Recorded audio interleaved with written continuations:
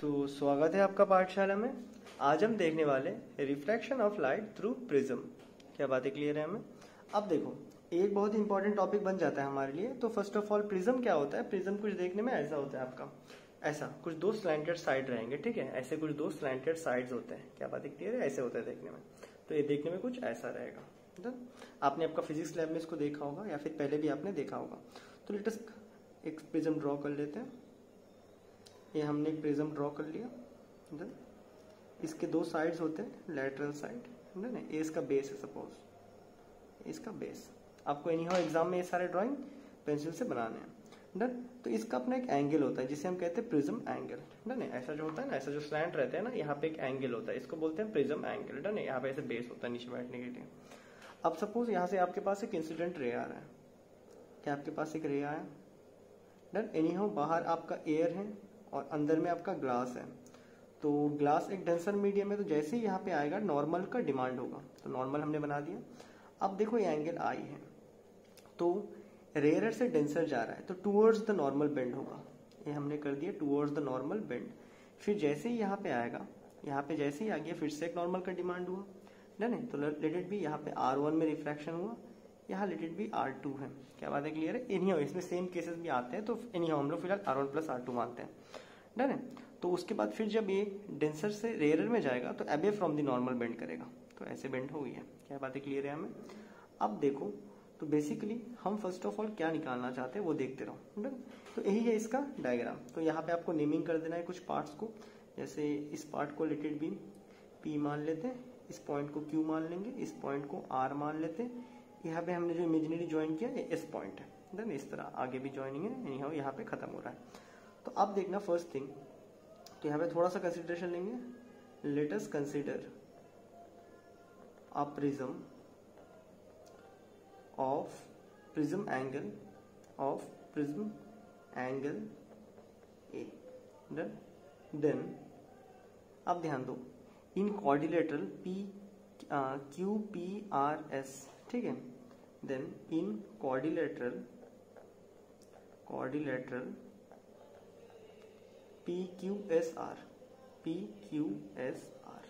हमें पता है क्वाड्रिलेटरल के ऑपोजिट एंगल के पेयर हमेशा 180 होता है। दैट इज, अगर मैं इसको थीटा एंगल मानता हूं, that is angle A plus theta, ठीक है। तो एंगल A प्लस ए जो एंगल है थीटा किसके बराबर होगा? 180 के बराबर होगा। एक क्वाड्रिलेटरल के लॉ से हमें पता है। सिमिलरली आप देखो इन ट्राइंगल QRS, इस ट्राइंगल में, ठीक है, in triangle QRS, triangle sum property सबको पता है। R1 plus theta plus R2, R1 plus theta plus R2 is equal to 180 degree होता है। तो इसे 1 मानते हैं। यहाँ देखो, इसको मैं R1 plus R2 plus theta is equal to 180 भी लिख सकता हूँ, बस मैंने शफल कर दिया। अभी अगर हम इन दो इक्वेशन को कंपेयर करें तो दिख रहा है दोनों में थीटा है, 180 है, 180 है। तो एंगल ए किसके बराबर आ रहा है? क्या इसके बराबर नहीं आ रहा है? हमारा एंगल है। तो लिख देंगे on comparing to equation, that is on comparing equation 1 and 2। जब इन दो इक्वेशन को हम कंपेयर कर रहे हैं तो हम इजीली देख सकते हैं एंगल ए किसके बराबर है? आपका R1 प्लस R2 के बराबर है। तो ये हमने एक छोटा सा फाइंडिंग कर लिया है। डन है। अब आता है इसका बड़ा वाला फाइंडिंग। डन है। अब हमें डेविएशन एंगल निकालना है। तो डेविएशन एंगल, अभी देखो इंसिडेंस रे ऐसे जाना चाहता था, क्या वो ऐसे जाना चाहता था? वो बाहर निकला तब कैसे? ऐसे निकला। अगर यहाँ से कोई ऑब्जर्व कर रहा है तो उसे क्या दिखेगा कि रे कहाँ से आ रहा है? यहाँ से आ रहा है। तो ये जो एंगल बनता है इसको हम डेविएशन एंगल कहते हैं। डन है। अभी देखना बाकी चीजें जो मैं करने वाला हूँ। ये अगर एंगल आई है तो ये पूरा एंगल क्या होगा? ये पूरा एंगल भी आई होना चाहिए था। ये पूरा एंगल भी आई होगा।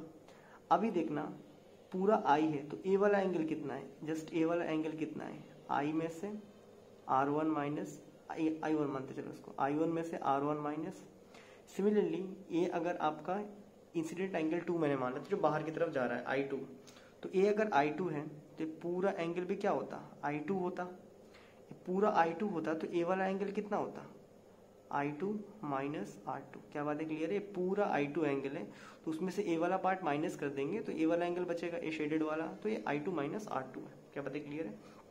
तो हम देख सकते हैं इन ट्राइंगल, इसको T मानते हैं वाला पॉइंट को, in triangle QTR, in triangle QTR हमें पता है अंदर की ये दो एंगल के सम इस एंगल के बराबर होता है, that is deviation angle is equal to I1 R1 plus I2 R2। Done है। ये अंदर के ये दो एंगल, ये शेडेड एंगल के बराबर होता है। क्या बात है, क्लियर है? सो यहाँ से हम deviation angle is equal to लिख सकते हैं क्या, I1, अच्छा माइनस है, सॉरी यहाँ पे मैंने माइनस लिखा था, sorry minus. So I1 plus I2 minus R1 minus R2। So deviation angle is equal to I1 plus I2 minus bracket के अंदर R1 प्लस R2। ये बन चुका है हमारा डिविएशन एंगल। डन है, डन। तो यहाँ तक हमने डेरिवेशन कर लिया। तो ये आ चुका है हमारे पास डिविएशन एंगल। अब हमें जो इंपॉर्टेंट चीज यहाँ पे स्टडी करना है वो क्या है, अगर केस 1 लेते, चलो केस 1 दैट इज आपका स्पेशल केस।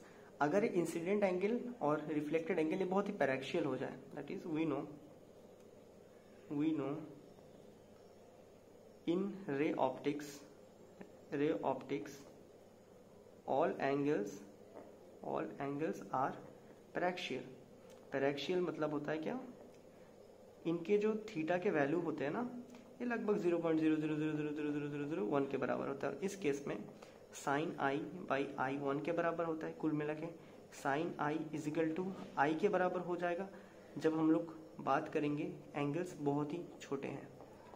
ये हमें समझ आता है। डन है, डन। तो हम बोल सकते हैं कि इस केस में हम बोल सकते हैं दैट इज साइन आई भी आई के बराबर होगा, साइन आर भी आर के बराबर होगा। Sine I by sine R anyhow क्या होता है आपका, रिफ्रैक्टिव इंडेक्स म्यू होता है। ये हमें समझ आता है ना। सो इसी से मैं अगर लिखूं पैरेक्शियल एंगल है तो I by R is equal to mu लिख सकता हूँ। तो I is equal to mu R लिखा जा सकता है। देयरफॉर इस इक्वेशन को यूज करेंगे फ्रॉम इक्वेशन थर्ड इक्वेशन में देखो deviation angle is equal to इस आई के जगह में मैं अगर डाल दूं I1 है ना, तो यहाँ पे लिख देता हूँ म्यू R1, पल्ले पड़ा I1, तो I I1 is equal to mu R1, ठीक है, प्लस I2 के जगह में लिख रहा हूँ मैं म्यू R2 माइनस यहाँ पे R1 प्लस R2। अब देखो यहाँ से म्यू कॉमन लूंगा तो यहाँ बचेगा R1 plus R2 minus R1 plus R2। So D is equal to mu R1 plus R2 क्या है, हमने पहले ही बात कर लिया, ए प्रिज्म एंगल A है, R1 plus R2 prism angle A है। तो डिविएशन इज इक्वल टू कितना होता है, A म्यू माइनस 1। ए है आपका डिविएशन, ठीक है। यहाँ पे जो डिविएशन होगा वो कितना होगा, इसमें से हम निकाल सकते हैं। और एक स्पेशल केस बनता है आपका मिनिमम डिविएशन का, जो हम अभी ड्राइव करने वाले हैं।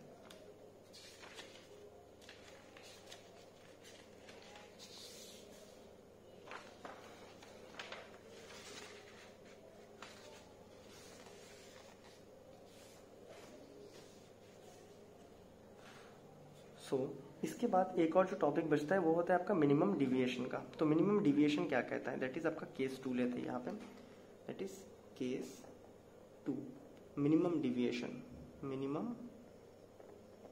डिविएशन। तो अगर आपको खाली डिविएशन निकालने बोले इससे निकाल दो, अगर पूछता है कि मिनिमम डिविएशन निकालो तो आपको इससे निकालना पड़ेगा। अब मिनिमम डिविएशन क्या कहता है, तो हमने बेसिकली एक ग्राफ प्लॉट किया, डन है, हमने जस्ट एक ग्राफ प्लॉट किया किस किस के बीच में, इंसिडेंट एंगल के बीच में और डिविएशन एंगल के बीच में। तो हमने देखा जैसे जैसे हम इंसिडेंट एंगल को बढ़ा रहे हैं, यहाँ मान लो इनिशियली यहाँ पे डिविएशन था, इतना डिविएशन, बहुत ज्यादा डिविएशन हो रहा था, 50 का डिविएशन हो रहा था ना, नहीं इस तरह करते जाओगे तो नीचे कम होते रहेगा डिविएशन एंगल, ठीक है। तो यहाँ पे 20 मान लेते तो नीचे की तरफ आते रहेगा। तो स्टार्टिंग में डिविएशन एंगल आपका 50 था इनिशियल इंसिडेंट एंगल में, मतलब अगर एंगल हम मान लो कि कुछ 1 डिग्री के एंगल पे कर रहे हैं, सपोज 1 डिग्री के एंगल पे अगर हम इंसिडेंट कर रहे हैं तो हमारा डिविएशन एंगल 50 आ रहा है। तो जैसे जैसे हम इंसिडेंट एंगल को बढ़ाते गए हमारा डिविएशन कम होते गया। एक सर्टेन पॉइंट के बाद हमने देखा है जो डिविएशन है एंगल बढ़ाने पे फिर से बढ़ता है, ठीक है, एंगल बढ़ाने पे फिर से डिविएशन बढ़ने लगा। तो हमने इसको ऐसे फ्रीली ज्वाइन किया तो हमें पता चला कि यहाँ पे एक मिनिमम डिविएशन होता है, एकदम मिनिमम, उसके बाद फिर से बढ़ने शुरू कर देता है। क्या बात क्लियर है? तो मिनिमम डिविएशन को कैसे लिखेंगे, इन प्रिज्म when we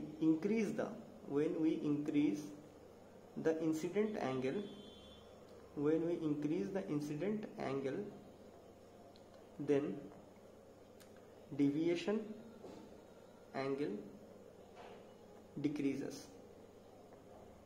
जब हम इंसिडेंट एंगल को बढ़ा रहे होते तो डिविएशन एंगल कम हो रहा होता है, but after a certain value of incident angle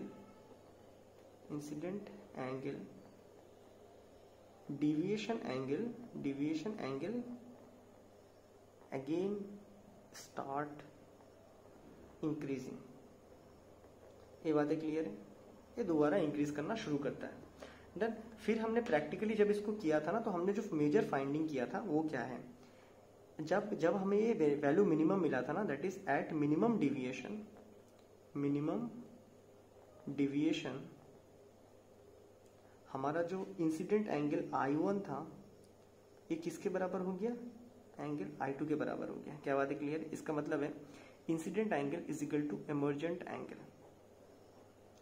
अब इमर्जेंट एंगल क्या होता है? ये जो एंगल हमने I2 लिखा था ना, इसी को बोलते हैं असल में हम इमर्जेंट एंगल, और इसका नाम क्या है आपका, इंसिडेंट एंगल। क्या बात है क्लियर है हमें? अब ये तो हमें मिनिमम डिविएशन के केस में मिल गया, angle I is equal to angle R। तो अगर ये दोनों एंगल इक्वल हो गए तो हम कह सकते हैं इजीली R1 भी R2 के बराबर है। ठीक है, हमने फाइंडिंग किया दो एंगल इक्वल आ रहा है, तो फिर हमने यहाँ देखा तो बोला अच्छा इसका मतलब क्या है, R1 और R2 भी इक्वल है, लेट इट बी R मानते हैं। डन। सो देन हमने क्या देखा वो देखो। देन हमने जो फर्स्ट डेरिवेशन किया था angle A is equal to R1 plus R2, इसको हमने क्या लिख दिया, so angle A is equal to R plus R। R1 भी क्या है, R है, R2 भी क्या है आपका, R है, तो R प्लस R लिखा हमने, which implies A is equal to twice the R, या फिर R is equal to A/2, ये हो गया। ऑल्सो हमारे पास जो सेकेंड इक्वेशन आया था A वाला इक्वेशन, इसको हमने कैसे मॉडिफाई किया देखो। तो जैसे कि I1 I2 दैट इज आपका I1 I2 इक्वल है, मतलब I और E आपका इक्वल है, तो हमने यहाँ पे D क्या लिख दिया, D is equal to I1 I2 equal है, तो क्या मैं इसको ट्वाइस I लिख दूं। R1 प्लस R2 क्या होता है, एनी हो आपका R1 प्लस R2 मतलब आपका प्रिज्म एंगल। सो अच्छा ये क्या है, मिनिमम डिविएशन पे ऐसा हुआ था, ठीक है, which implies D minimum, A को वहां भेज दिया, plus A is equal to twice I, यहाँ में समझ आता है। सो D मिनिमम बाई, अच्छा D minimum plus A/2 is equal to incident angle लिख सकते हैं। क्या बात है क्लियर है हमें? तो इसी चीज को यूज करके हमने एक रिफ्रैक्टिव इंडेक्स का फॉर्मूला बनाया। इसको क्यों बनाया उसका रीजन मैं आपको बताऊंगा, उसके पहले इसको लिख के दिखाते हैं। सो फिर हमने क्या लिखा, सो हमें पता है म्यू इज इक्वल टू क्या होता है, sine I upon sine R होता है, ये हमें समझ आता है। So mu is equal to, ठीक है, mu is equal to sine I कितना आया यहाँ पे, डिविएशन एंगल पे साइन I कितना आया, D minimum plus A/2 divided by sine R कितना आया हम पे, A/2 आया। अब इस फॉर्मूले को निकालने का फायदा क्या हुआ वो सोचो, ठीक है। यानी इसका मतलब क्या होता है, refractive index of this medium with respect to 1। Second medium का रिफ्रैक्टिव इंडेक्स क्या है फर्स्ट के कंपेयर में, यही होता है μ/1। पहले पढ़ा ना, म्यू सेकेंड मीडियम का कितना रिफ्रैक्टिव इंडेक्स है कंपेयर टू आपका फर्स्ट। सेकेंड मीडियम कितना लाइट होता है, बेंड कर सकता है कंपेयर टू फर्स्ट के। ये बात समझ आए? तो इसका यूज क्या है वो बड़ा फैसिनेटिंग होता है, क्वेश्चंस यहाँ से बनते हैं, ठीक है। तो यूज ऑफ प्रिज्म, लाइट वगैरह तोड़ने में बाइनोकुलर में यूज करते हैं, हम सबको पता है। यहाँ पे जो क्वेश्चंस पूछते हैं आपसे वो किससे पूछते हैं वो समझो। तो हम यहाँ पे एक बनाते हैं हॉलो प्रिज्म। हॉलो प्रिज्म कैसे बनता है, ये बाहर में आपका क्या रहेगा, एक ग्लास शीट रहेगा, पतला सा ग्लास शीट रहेगा, और हमने देखा है पतला सा ग्लास शीट लाइट को बेंड नहीं करता है, लैटरल डिविएशन नहीं करता है। तो यहाँ पे ऐसे बाहर में एक पतला सा शीट होता है ग्लास का, डन, ऐसे बाहर में एक पतला सा शीट होता है, इसको हम रिमूव कर सकते हैं, ठीक है। तो करने के बाद ये एंगल रहेगा। तो हम क्या करते हैं, इसके अंदर कोई भी लिक्विड को भर देते हैं। क्या करते हैं, इसके अंदर हम कोई भी लिक्विड को भरते हैं जिसका रिफ्रैक्टिव इंडेक्स हम निकालना चाहते हैं। उसके बाद हम क्या करते हैं, यहाँ से इंसिडेंट ले डालते रहते हैं, यहाँ से इस तरह डिविएशन एंगल निकालते रहते हैं बैठ के। तो हमें एक डाटा मिल जाता है, और यहाँ पे हम ढूंढते हैं D मिनिमम। तो हम कोई भी लिक्विड को डाल के यहाँ पे मिनिमम डिविएशन को निकालते हैं। जैसे ही हमें मिनिमम डिविएशन मिल जाता है कि हाँ उसमें मिनिमम डिविएशन होता है, क्योंकि हम इसको इजीली प्लॉट करके ग्राफ से निकाल सकते हैं। जैसे ही हमें मिनिमम डिविएशन मिलता है तो हम यहाँ से रिफ्रैक्टिव इंडेक्स निकाल लेते हैं इस मीडियम का विथ रेस्पेक्ट टू फर्स्ट, है ना। तो इस मीडियम का पर्टिकुलर रिफ्रैक्टिव इंडेक्स क्या है वो हम निकाल लेते हैं। एनी हो हमने एयर को तो स्टैंडर्ड मान के ही रखा है, तो हमें डायरेक्टली इस मीडियम का ही रिफ्रैक्टिव इंडेक्स मिल जाता है। क्या बात है, क्लियर है। तो इस तरह करके कोई भी हम अननोन लिक्विड का रिफ्रैक्टिव इंडेक्स निकालते हैं, डन है। तो प्रिज्म इज यूज्ड, प्रिज्म मतलब कौन सा प्रिज्म, हॉलो प्रिज्म, ठीक है। हॉलो प्रिज्म जिसको अंदर कुछ डाल सकते हैं, is used to find the refractive index of unknown liquid. हम इजीली इससे निकाल सकते हैं। कैसे, हम डी मिनिमम का वैल्यू को निकाल लेते हैं और डी मिनिमम का वैल्यू निकालने पे refractive index of second medium with respect to first, anyhow air हमारा बेस है, तो हमें इजीली मिल जाता है साइन डेल्टा मिनिमम हम निकाल लेते हैं प्लस प्रिज्म एंगल यहाँ पे नोन होता है by 2 divided by sign a/2, इससे हम इजीली निकाल लेते हैं, ठीक है। क्या बात है, क्लियर है। तो यही है इसका एप्लीकेशन, इस फॉर्मूले को ड्राइव करने का। हम इससे क्या करते हैं, कोई भी अननोन लिक्विड का रिफ्रैक्टिव इंडेक्स निकालते हैं, डन है। तो यही था आज का वीडियो में, और अगले वीडियो में हम देखने वाले टोटल इंटरनल रिफ्लेक्शन और साथ ही साथ में उसके एप्लीकेशंस।